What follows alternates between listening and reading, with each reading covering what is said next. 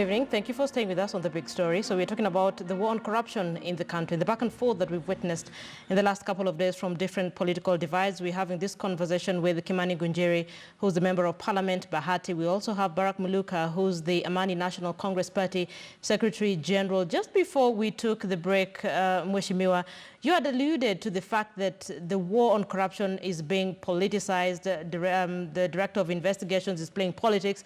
People are dividing the country. So I will ask you this. In all the questions that have been raised in terms of corrupt dealings, including the one on the dams, do you not see any concerns whatsoever in how the deal was carried out? I follow the expert. I follow the people who are paying. That is not my work. I follow the papers which you wrote the other day. You saying today, saying Rotich laying the down payment, how it was done. Those are the things we follow. And if those people are saying there is no money which is stolen, that is Rotich. He is in charge of finance. He has said this money was paid this way up to the end. Why am I saying director also is doing a lot of politics? When he is saying that people are driving big cars, who have refused anybody to drive a big car? He should follow people who have stolen, not talk about people who are driving a big car, not make a statement that people are taking money in the churches. Who has a machine of checking when people are coming in the church? The money they are paying, they are giving the church. Thousands of people. This money is from this, it was stolen. This money came from where? This money was collected from the bank. This money is pure money. Who? We should not continue doing politics. Let him molest the people and take people in the court, but not listening statement political. Anybody can drive a big car. Even him, he drives a big car. That's why I'm saying those are political statements. Let him molest people. We want people to be arrested. We want people to be taken in the court. NIS up to today. You remember, they arrested people. Then the following week, they released 12 people. And they had not stolen. What have they done investigation before taking those people in the court? Those are the things we are doubting. Is it political or what is the problem? Because when it reaches in the court and it doesn't have fact, then it will embarrass people. You remember, leader, when the last parliament I was there, the president addressing the nation came in the parliament with 120 people given by anti-corruption, that these people are the people who have stolen. They were accused, he came and led in the parliament. Today, nobody, they were all released in the court because there was nothing, it was a political statement. And that's why we are saying there is a problem. We want to fight with the corruption. But let's not direct on somebody, let's direct on the people who have stolen. If a Kalenjin have stolen, he is a thief, he is not a Kalenjin. If a Kikuyu have stolen, it's a Kikuyu. He is a thief, he is not a Kikuyu. But we are directing and making statement, directing 2022 politically, hiding ourselves, fighting with the corruption. That's what I'm saying. We are not passing the right direction. Even if you shake your hand, that is my stand. Barack Muluka, coming to this conversation, what are your thoughts? First, I think, Linda, with preponderant respect, the bar of the conversation is a little disappointing. Perhaps we need to raise the bar. Yes, a little, we should. Because we cannot just make certain kinds of statements of an emotive nature, seeming to sound like we want to stir up emotions within certain communities, and without addressing the issues that have been raised, and which are issues of a very fundamental nature. First, when you look at the architecture of the government itself, you can see that this government from 2013 has been an ethnic duopoly. What do I mean by an ethnic duopoly? It's been a government that comprises essentially two communities. Now, if those two communities and the leaders who stay at the helm of them decide that they are going to agree on sharing that government and the portfolios therein, they say, you bring your people 50%, I bring my people 50%.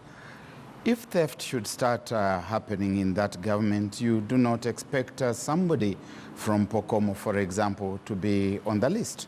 And what we have seen is that the portfolio arrangement, and you can go and look at how it is sitting, is structured in such a manner that you have people from a certain community heading certain institutions, starting with the mother ministry, going to the departments, going to the parastatals, and so on and so forth.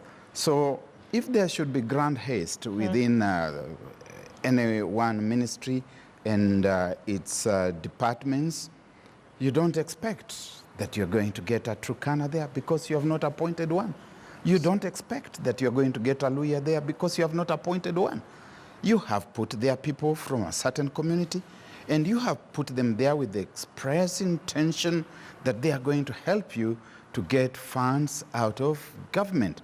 And so these people control public finance, they control public procurement, and they control public audit. The ones in public procurement, or rather public finance, will allocate funds for a certain project. The ones in public procurement will then go on to procure that which does not exist, and the funds are already there. And we have been told that funds that stand and run into billions of shillings have been looted. They have been paid to a company that is bankrupt. Yeah. Nobody has denied the fact that that company is bankrupt. That is what we should be addressing ourselves to. I mean, how did we... Let me tell you, there are so many issues with respect to these dams, and I was reading through. First of all, nobody's even sure who signed this deal between Kenya and Italy. Apparently, a good number of money has already been paid to the Italians. There's a contention on whether or not it was 7 billion or 21. No work has begun to date. As you mentioned, the company in question is quote-unquote bankrupt. They've also come out to deny that. From what I was reading, KVDA actually ignored warnings from the office of the then Attorney General, Githu Muigai. And if this does not go through, Kenya may end up paying 65 billion shillings. So these are issues that Kenyans have the right to know and have the right to ask and have the right to get the answers. Indeed, and this information ought to have come into the public domain without the CS in charge of the Treasury having to wait to start doing the kind of firefighting that is now involved with. One of the things that our Constitution provides for is open government, that this information ought to have been publicized long ago. We ought to have known if there was indeed insurance, that we are going to have this kind of insurance. If there are going to be other considerations that would lead to upfront payments, we ought to have known. And going in tandem with that is that the citizens are supposed to participate. There's something called public participation. The citizens ought to have participated, to have also given a nod. A member of parliament who is here with me is starting to learn about these things, that so much went to this, so much went to that, for the first time as he reads in the newspapers. Shouldn't we be really afraid for this country if this is where we have descended to, that an honorable member of parliament, and you know that Honorable Ngunjiri here is my friend. We do take tea with him from time to time. Even when we live here, we are going to take tea with him. Have nothing against him, and he has nothing against me. But he admits himself, he confesses from his own mouth and lips that he has read the account as given by the CS Rotich. Where was this information? Did Parliament get seized of this matter? When the Attorney General was saying, no, please don't go that way. When due diligence was being done many days after the tenders had been awarded, payments have been made. I think these are very serious issues, and we cannot afford to politicize them.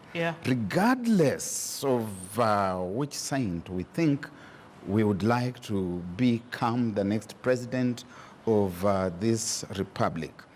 Honorable Ngunjiri says that if there are thieves, that things have been stolen, then those people should be arrested, they should be taken to court. Now look, the DCI begins the investigation so that the thieves can be arrested, and you start crying wolf. You start saying it is being politicized. At that point, the DCI has not even said the word Ruto, leave alone which Ruto. And you're already saying it's about 2022 and it's about the deputy president. How does he know that it's about him? I think the deputy president now has got the assignment to come clean. And I've heard people, including my friend here, trying to threaten and intimidate the president, who is their party leader, telling him things like, dissolve this government. I don't know which law they expect him to actually employ to call for elections, because you will. Mheshimiwa, I'll give you a chance just now. In good time, Linda will give you the opportunity. Yeah? So relax. Yeah? So when they're telling the president that stop this fight, instead of engaging us in this fight, call for fresh elections, dissolve parliament, I do not know even which law would allow President Uhuru Kenyatta to dissolve parliament. Okay. I've tried to read the laws of this country. I don't know which law would make him go home and the deputy president goes home, and then we have got to go to fresh elections for everybody. There would perhaps be elections after some time for the two of them. Right. So let us address these things squarely, Linda, and agree that this country is being plundered, and it's being plundered by people who are either thieves hibernating in government, or people who are thieves camouflaging as government. Irrespective of which political divide they belong to. Great. Mheshimiwa. Yes, you know, first let me respond on raising the bar. Maybe next time when you are calling me, call me with somebody who is elected, because we can be able to lead. We can lead on the same bar. Let me talk. Don't even know that some of you are elected. Gentlemen. Some of you are not even elected. When I was anyway. talking, you are not talking. I was not talking. Gentlemen, you please. went for election, I went for election. I was elected. I did not you are go not elected. I did not go for so election. So the next time to make the bar we to are be talking, good, about let me talk. It's me who is talking. Who start Can we by have stealing some Can you let me elections? talk? If he wants to get Can you let me personal, talk? let us get Linda, personal. why can't Mr. you Muluka, We are control talking please. about people Was I who talking? start by stealing elections. Was I talking? Barack in Muluka. preparation Mr. for Muluka, going to you need to steal give him a other chance things. as well. Let me talk. You really need to give him a Next here. time, bring me here with someone who has been to school. Mr. Muluka, you're a gentleman. I know you. Yeah, so bring me here with someone Okay, who has fine. gone Can to you let him school. also talk, please? Then bring me with somebody who is not a failure. Okay, let me go to the point. You One start by thing I would like failing to say exams. Mr. Muluka, I beg you, It just is let very him make his important. point, please. Let not also abuse me on that. Let him keep quiet and finish what I'm saying. Go ahead. Yes. Let me say this, Linda. When we are saying that this money was stolen, I don't dispute. But there's a procedure to follow. He is asking our work as a member of the parliament. I'm a member of parliament, maybe he is not there. The member of the parliament is, after that, we have to check who released this money, who signed the contract, who released that money, and who received the money. There is a procedure of following, not to come to be a sycophant. We must agree who received the money. Why did you release the money? Whom did you release the money? And why? Then we can see what does the law say in a very simple way. We should not just condemn in general, Linda, without following the procedure. That's why I'm saying it is good now. We have heard what the teacher have said. We have heard what the other side are saying. And when we are saying this money is stolen, let's check and balance and know exactly, because there must be somebody who released the money, who received the money, so we can know where do we start. But when we rush and say, as you have heard the person who was in the media before, blending, when he is saying that we are defending politics, he has faced here talking about just about the deputy president, the people of deputy president. That's what they've been saying. Those are politics. Linda, let's work with the issues, with the facts which are there. So let me ask you. And we can be able to get who is this who stores Kenya's money. Okay. That should be the procedure. Mheshimiwa, I actually like the part where you say we need to follow procedure. Yes. Part of that procedure would involve investigations, and the men and women who would be doing this actually fall within the office of the DCI. But then investigations have just commenced. DCI and his office are just trying to get out information, and all manner of allegations are being thrown out. Do you think he's being given adequate time to conduct investigations before allegations are leveled from one end to the other? Well, Linda, let me say this. The problem I have with that is that now he came and released the statement and brought it in the papers, 21 billion is stolen. He could have done investigation and tell us this money was released to this company, it went in this account, who received this money, and who withdrew this money, and where did the deputy president got this money? Those are the points we can now pin the deputy president saying, these are the document, you received the money. But what I'm trying to say, let's not release the statement which will check Kenyans, which will make Kenyans see that Kenya is going to reach the end because of people stealing the money, but we go by procedure. Then we come and see, Deputy President, you received this money here. And what is the account you are given? Those are information which we want. But when we don't follow that, then we are blinding other people. You media, you are putting these people in the headline. These are the people who have stolen. And after that, we are not seeing them being paid this money. We are not being shown where they received this money. That's where there's a problem. And when it is in that situation, that's when the politics comes. Because of everybody thinks, how can I finish this person because of 2022? Okay. How can I be in the position because of 2022? Right. This is what we are saying. We need to be very cautious when we are talking about the money which have been stolen. And it's not only that money. Lotich have explained in your paper you standard. Even other dams, how they pay the money and how the money are received. If the company, it is bankrupt, that is something different, we can follow.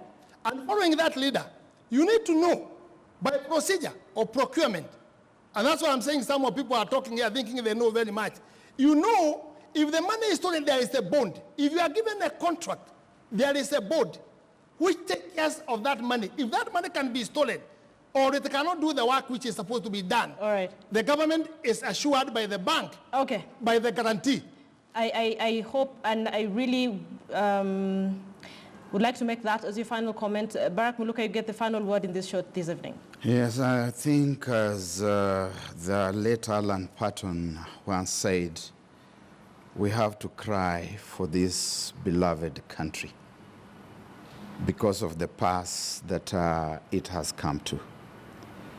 You cannot be talking about the possibility that institutions should investigate. And no sooner do they begin investigating than you start crying foul before they have even mentioned your name. You are accusing people of not investigating, and you are saying that someone has done research. You have got a cabinet secretary who is telling us the figure involved is 20 billion. You have got a deputy president who is telling you the figure involved is 7 billion. You've got another cabinet secretary who is saying, yes, it is 21 billion.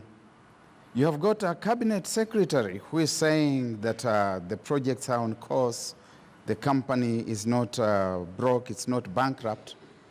Another cabinet secretary in charge of water is telling us that this company is broke, there's no way they can complete this project that they started. Okay, I need to wrap up. So in the long run, we have got a big problem. And as they say, when the cape fits you, you don it. And although certain names have not been mentioned, you are seeing them getting jittery. Great. All right, I need to end this conversation here. Thank you so much, gentlemen, for your time. Kimani Gunjiri, Member of Parliament, Bahati, thank you for being part of the big story this evening. Barack Muluka, who's the Bani National Congress Party Secretary General. And a big thank you as well to Norman Magaya, who's the NASA CEO. I'd like to close this show with a bite or a sentiment that was made by a Muslim leader today. It sort of resonates with what we are talking about this evening. Have a good night. Tukiamka maneno ya ufisadi yamegeuzwa, yamekuwa ni siasa ambazo katika matanga, katika harusi neno ni kushambuliana na kulengana na kuenyeshana vidole. Hili henda likaleta tatizo. Tatizo lenyewe ni kujenga chuki baina ya wanasiasa kwa lengo la ufisadi. na tutakapojenga chuki, nchi itakuwa mbaya zaidi na itaharibika. Hatungelipendelea swala hili lichukuliwe lionekane ni kama ni ajenda ya kisiasa na ya kushambuliana.